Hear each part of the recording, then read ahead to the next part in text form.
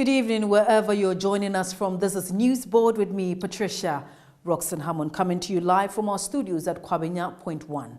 In the headlines, Ghana Police Service has arrested 7 persons over the shootout in Nima on Tuesday.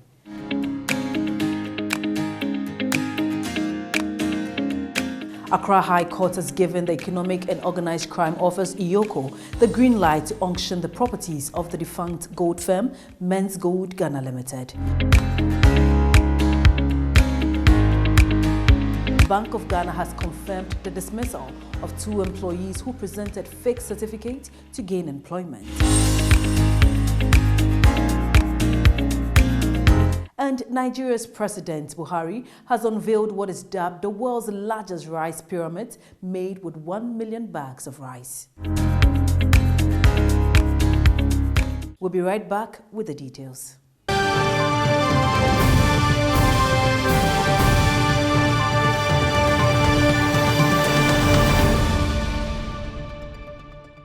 And now to the details.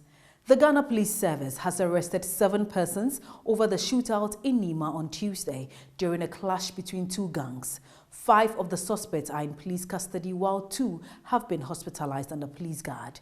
Police are also on the search for the leaders of the 2 gangs known as Kumoji and Bombo. Director General of Police Public Affairs, ACP Kwesi Ofori, who addressed the media at the police headquarters, said Nima witnessed mass violence around 3:30 p.m. on Tuesday, and the police quickly intervened. The violence spread across some sections of Nima, and the police managed to stabilize the situation. Distinguished gentlemen of the press, Nima, a suburb of Accra, witnessed gangsterism and mass violence around 3:30 p.m. and the police quickly and immediately intervened by disengaging that violence. The violence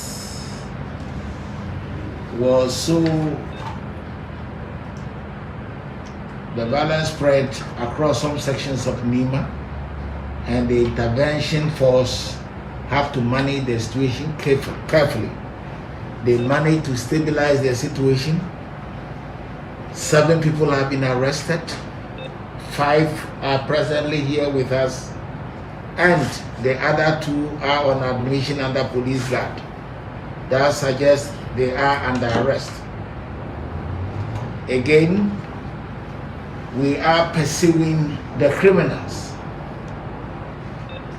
in and around Nima and its environs to make sure that we get them arrested to enable them face justice. And the gangsterism that I spoke about is led by one Kumoji, alias Ibrahim Hussein, and Bombo, alias Ali Audu. They are rivalry groups that never agreed on issues, and today they went all out on the open street of Nima. We would like the media to know that the police has taken charge of the situation, and we have nipped that violence in the bud. We are in control, and we would like to let the good people of Nima know that the police will be there at all times to protect life and property, and that will not give room for such criminals to disturb the peace and security of Nima. The Accra High Court has given the Economic and Organized Crime Office, EOCO, the green light to auction the properties of the defunct gold firm, Men's Gold Ghana Limited. In January 2019, the Financial and Economic Crimes Division of the Accra High Court, presided over by Justice Helen Amwa, froze the assets of Men's Gold following a motion filed by EOCO. The move by the Financial and Economic Crimes Division of the Accra High Court, presided over by Justice Ifiaserwa Asari Bochi, followed a motion filed by Iyoko, praying the court to allow it to auction the properties of the defunct company. Moving the motion Tuesday, January 18, 2021, lawyer for Iyoko, Mr. Abu Isa, submitted that Iyoko and other law enforcement agencies investigated NEWSBOARD and found out that it had indeed engaged in money laundering and other serious offenses. The motion, he said, was premised on Section 2 and 3 of the Iyoko Act 2010, Act 804, which gave the law enforcement agency the power to undertake such action. Justice Asari Boche granted the motion and said the court's order for the auction of NEWSBOARD's property will be ready Wednesday, January 19, 2022. Other assets of entities run by the CEO of NEWSBOARD, Nana Apia Mensah, aka Num1, were also frozen by the court. The affected entities were Xylophone Art Complex, Brew Marketing Consult, Star Madrid Football Club, Xylophone Music and Media Company Limited, Brew Energy Company Limited, and GTEC Automobile Service. Also 2 properties located at Trisaco Valley, an uncompleted residential property, and 510 acres of land said to belong to Num1 were also frozen by the court. The Director General of the National Lottery Authority, Sami Owuku, has vowed to drastically reduce illegal lotto operations in the country. He said clamping down on illegal operations is extremely paramount, as research has shown that the majority of lotto operations in the country are illegal. Mr. Owuku pointed out that he will make lotto operators more accountable by ensuring that they pay taxes to the government. The Director General of the National Lottery Authority, Sami Owuku, has vowed to drastically reduce illegal lotto operations in the country. He said clamping down on illegal operations is extremely paramount, as research has shown that the majority of lotto operations in the country are illegal. Mr. Owuku pointed out that he will make lotto operators more accountable by ensuring that they pay taxes to the government. According to him, they are believed to be unlicensed, owing to an estimation indicating an excess of 200 of these illegal companies operating. 70% of the people who make money from lottery do not pay anything to the state. He said as part of plans to stop illegal operations, the NLA had begun a pre-qualification program for private lotto operators for the 2021-2022 licensing year. The Bank of Ghana has confirmed the dismissal of 2 employees who presented fake certificates to gain employment at the central bank. In a press statement issued Tuesday evening, the Bank of Ghana said reports suggesting that 90% of recently recruited staff were found to have presented fake certificates was not true. It said the statement circulating on social media is twisted to misinform the general public. The statement reads, quote, "The Bank of Ghana has taken note of a news item circulating on social media on recent dismissals by the Bank of Ghana. The statement circulating on social media is twisted to misinform the general public. It is not true that 90% of recently recruited staff were found to have presented fake certificates." The incident being referred to involves 2 members of staff whose appointments were terminated for providing fake certificates as part of their employment documentation. As part of due diligence processes during and post-recruitment, those found to have presented forged documentation, including academic and professional certificates, are either dropped from the recruitment process or their services terminated if already onboarded and on probation. The Bank of Ghana wishes to put on record that dismissals are a regular human resource management function for staff whose conduct is unsatisfactory or have committed an offense, as stipulated in the bank's handbook on human resource policies. Transport operators say they will be forced to increase transport fares following the government's reluctance to engage them on demands for a reduction in fuel prices. The Ghana Private Road Transport Union GPRTU, the country's largest transport union, says the operations of its members have become difficult because they are currently running at losses due to the current price of fuel. Last year, the GPRTU and other transport groups embarked on a sit-down strike demanding a reduction in fuel prices, which were inching towards the 7 Ghana cedi mark. Fuel prices over the weekend, however, crossed the 7 Ghana cedi mark, with projections that it may add on a few more pesos in the coming weeks. The General Secretary of GPRTU, Godfred Obobri, said they expected the government to keep its word by ensuring a reduction in the price of fuel. But fuel prices have rather shot up. He said the situation of drivers and car owners are unfortunate and there is an urgent need for them to be given some respite. The best option, he added, is to go back, get another meeting, and have the government understand that if the first option is what they are refusing, then the next option is to increase fares by a margin that will cushion them to at least break even. The Ministry of Finance says its attention has been drawn to a widely circulated Bloomberg article captioned, "Ghana's debt moves deeper into distress as investors lose patience," which is laden with some serious factual errors and may give investors some cause for concern, if not corrected. It said Bloomberg, among other things, mentioned 81.5% as end-of-year debt to GDP ratio. Reacting to this, the ministry said, quote, "This is incorrect. Our provisional nominal debt to GDP as at the end of November 2021 was 78.4%, which is the latest data available. December revenue collections are seasonally the largest for any year. It is unlikely that our financing requirements in December will result in us exceeding 80% debt to GDP by December 2021. Again, it said the Bloomberg article gave wrong historical debt to GDP figures. It is essential we make the correction that Ghana's debt to GDP figures a decade ago were 39.67% and 47.8% for 2011 and 2012 respectively, and not 31.4% as stated in the Bloomberg publication. Again, it is important to note that for the period prior to the COVID-19 global pandemic, Ghana experienced an average debt to GDP ratio of 56.4% from 2015 to 2019.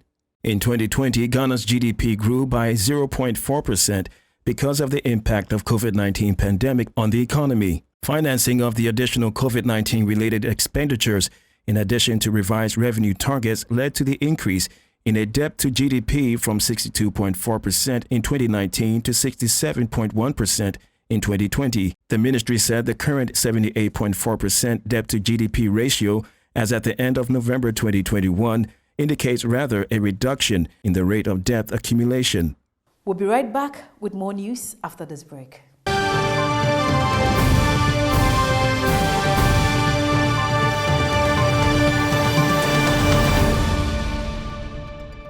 Welcome back. And to some international stories, Nigeria's President Muhammadu Buhari has unveiled what is dubbed the world's largest rice pyramid made with 1 million bags of rice in the capital, Abuja. The temporary rice pyramids were aimed at showcasing the government's effort to boost rice production and to make Nigeria self-sufficient in food. Mr. Buhari's media aide, Bashir Ahmed, tweeted that the initiative had led to a sharp reduction of Nigeria's annual rice import bill from $1.5 billion in 2015 to $18.5 million. The bags of rice from the pyramids were collected from farmers across Nigeria whose efforts to increase production received financial backing from the central bank in a scheme known as the Anchor Borrows Program. Mr. Buhari stated that as a critical policy of the government, the Anchor Borrows Program is expected to catalyze the agricultural productive base of the nation, which is a major part of the economic plan to uplift the economy, create jobs, reduce reliance on imported food and industrial raw materials, and conserve foreign exchange. The head of the World Health Organization has issued a warning to world leaders that the coronavirus pandemic is nowhere near over. Dr. Tedros cautioned against the assumption that the nearly dominant Omicron variant is significantly milder and has eliminated the threat posed by the virus. This intervention comes as some European nations saw record new case numbers. France reported nearly 500,000 new daily cases on Tuesday. For the first time since the start of the pandemic, more than 100,000 new infections were recorded in Germany within 24 hours on Wednesday. Speaking during a news conference at the WHO's headquarters in Geneva, Dr. Tedros told reporters that the Omicron variant had led to 18 million new infections across the world over the past week. While the variant may prove to be less severe on average, quote, "the narrative that it is a mild disease is misleading," he said. Make no mistake, Omicron is causing hospitalization and deaths, and even the less severe cases are inundated health facilities. He warned global leaders that with the incredible growth of Omicron globally, New variants are likely to emerge, which is why tracking and assessment remain critical. Nigeria's Interior Minister has ordered prison guards to shoot to kill those involved in jailbreaks. He made the comments in an address to prison staff in the southern city of Ibadan, saying anyone who attempts to breach security must not live to tell the tale. Over the past year, armed groups have attacked various prisons, enabling more than 5,000 inmates to escape. A number of prison guards and detainees have also been killed. Rights activists have expressed concern that the new policy may be abused by the security forces. Nigeria's extremely slow judicial system means that about 3/4 of almost 70,000 inmates are awaiting trial. The Interior Minister said this was partly responsible for the frequent jailbreaks. He said about 2/3 of 1,001 inmates were awaiting trial in a facility designed to hold 400 prisoners. Despite the overcrowding, he said the officers must make it impossible for anyone to penetrate prisons. Jailbreaks are common in Nigeria as it continues to struggle with multiple security crises, from kidnapping syndicates to an Islamist insurgency in the northeast. And on to some sports stories. Ghana crashed out of the 2021 African Cup of Nations tournament in Cameroon after a shocking 3-2 defeat to debutant Comoros on Tuesday evening. Comoros stunned Ghana with the first goal inside 4 minutes, and then captain Andrea Yu was sent off before halftime. Black Stars staged an impressive fight back in the second half, but with 10 men. Comoros always had the advantage and made it count. It is the first time Ghana has failed to progress from the group stage since 2006. The four-time African champions suffered an unlikely group stage exit from the competition after failing to win any of the 3 games in Cameroon. The decade-long progress they've enjoyed has come to an end. The illustrious Ayew was shown a straight red after clattering into Cameroonian goalkeeper Salim Ben Boina in the first half of the game. After picking just a point in their first 2 matches, the Black Stars needed a win to stand a chance of making it into the last 16 of one of the 4 best third-place teams. Rafael Nadal eased past qualifier Yannick to reach the 3rd round of the Australian Open. 6th seed Nadal, bidding for a men's record 21st Grand Slam title, beat Germany's Yannick 6-2, 6-3, 6-4. Huffman saved 4 match points, including 2 on the Spaniard's serve, before the 2009 champion secured victory on Rod Laver Arena. Nadal, a 5-time finalist in Melbourne, is the only former champion remaining in the men's draw. He cut short his 2021 season over a foot injury, but has made a strong return, winning his first tournament back in the build-up to the Australian Open. He created 16 breakpoint chances against the German, converting 4 of them, and hit 30 winners on his way to victory. And on to some entertainment stories. Lynx Entertainment signee Kiddy has secured his first global nomination. Kiddy's hit song Touch It off his Golden Boy album was nominated for the 2022 National Association for the Advancement of Colored People Awards. And finally, the Grammy Awards will take place at the MGM Grand Garden Arena in Las Vegas on April 3. The Recording Academy has confirmed. The CMT Awards, originally scheduled for that day at the venue, will be moved to a later date. Trevor Noah, long-running host of The Daily Show and host of the 2021 Grammys, will return as Master of Ceremonies. According to the announcement, additional details about the dates and location of other official Grammy Week events, including the pre-ceremony, the Music Cares Person of the Year benefit concert, and the Clive Davis pre-Grammy Gala, will be announced soon. While the 2022 Grammy Awards had been moving full speed ahead to take place on January 31st before a full audience at its traditional venue, the Crypto.com Arena in Los Angeles, the recent COVID-19 surge has caused the postponement or cancellation of multiple events across the country. For this reason, the Grammys were officially postponed on January 5th. Sources tell Variety that enough artists and executives voiced reluctance about appearing to convince the Academy to postpone the show.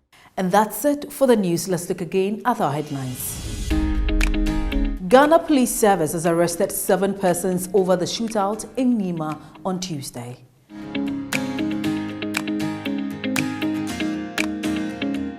Accra High Court has given the Economic and Organized Crime Office (EOCO) the green light to auction the properties of the defunct gold firm Men's Gold Ghana Limited. Bank of Ghana has confirmed the dismissal of 2 employees who presented fake certificates to gain employment. And Nigeria's President Buhari has unveiled what is dubbed the world's largest rice pyramid, made with 1 million bags of rice. And that's it. My name is Patricia Roxanne Hammond. I came to you live from our studios at Kwabenya Point 1. Good evening.